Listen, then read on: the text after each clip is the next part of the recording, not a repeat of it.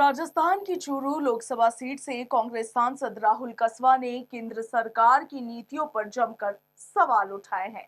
कभी बीजेपी की पैरवी करते नजर आने वाले कसवा अब बीजेपी की ही जमकर क्लास भी लगा रहे हैं। हाल ही में पेश केंद्र के बजट पर सवाल खड़े करते हुए राजस्थान सरकार के बजट को निराशाजनक राहुल कसवा ने बताया था। आपको बता दें कि चूरू लोकसभा सीट का मुकाबला इस बार के चुनावों में काफी रोचक रहा था, क्योंकि बीजेपी से सांसद रहे राहुल कसवा का टिकट पार्टी ने काट दिया था और उन्हें कांग्रेस ने अपना प्रत्याशी बनाया था।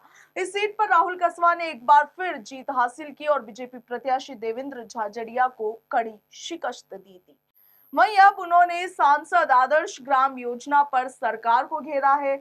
लोकसभा में शून्यकाल के तहत उन्होंने इस योजना में अलग से बजट का प्रावधान करने संबंधित मुद्दा भी उठाया है। राहुल कसवा ने सदन में कहा कि केंद्र सरकार 16वीं लोकसभा के दौरान सांसद आदर्श ग्राम योजना लेकर आई थी, जिससे जनता को ये लगा कि आदर्श ग्राम योजना के तहत गांवों तक विकास पहुंचेगा। मगर जो विलेज डेवलपमेंट प्लान बनाया गया, उसके तहत व्यय होने वाले बजट का कोई प्रावधान ही नहीं रखा गया, जिसकी वजह से आज ये योजना धरातल पर पूर्ण रूप से लागू नहीं हो पाई।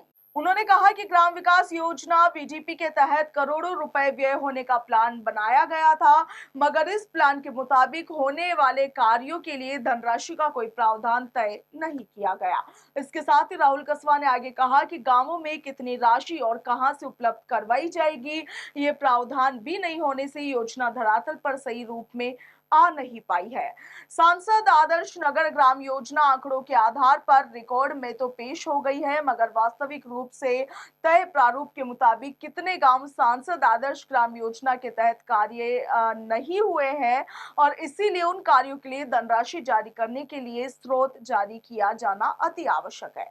चूरू सांसद राहुल कसवा ने इस दौरान ये भी अनुरोध किया कि सांसद आदर्श ग्राम योजना के तहत चिन्हित किए गए गांवों के लिए आवश्यक संसाधन उपलब्ध करवाने के लिए पर्याप्त धनराशि स्वीकृत की जाए और भविष्य में इस योजना के लिए फंड का प्रावधान अलग से रखा जाए, ताकि गांवों तक विकास सही रूप में पहुंच सके। इससे पहले भी राहुल कसवा पेपर लीक के मुद्दे पर सरकार पर जमकर बरस चुके हैं। उन्होंने एनटीए की ओर से आयोजित नीट और नेट परीक्षा का पेपर लीक होने को गंभीर मामला बताया था। इसके साथ ही राहुल कसवा ने कहा था कि नीट जैसी परीक्षा में सम्मिलित तकरीबन 24,06,069 छात्र छात्राओं का भविष्य अंधकार में लाकर खड़ा कर दिया गया।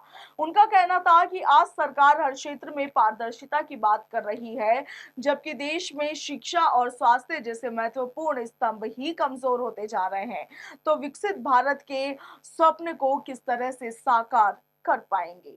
Bureau report, Punjab Kesari, Rajasthan.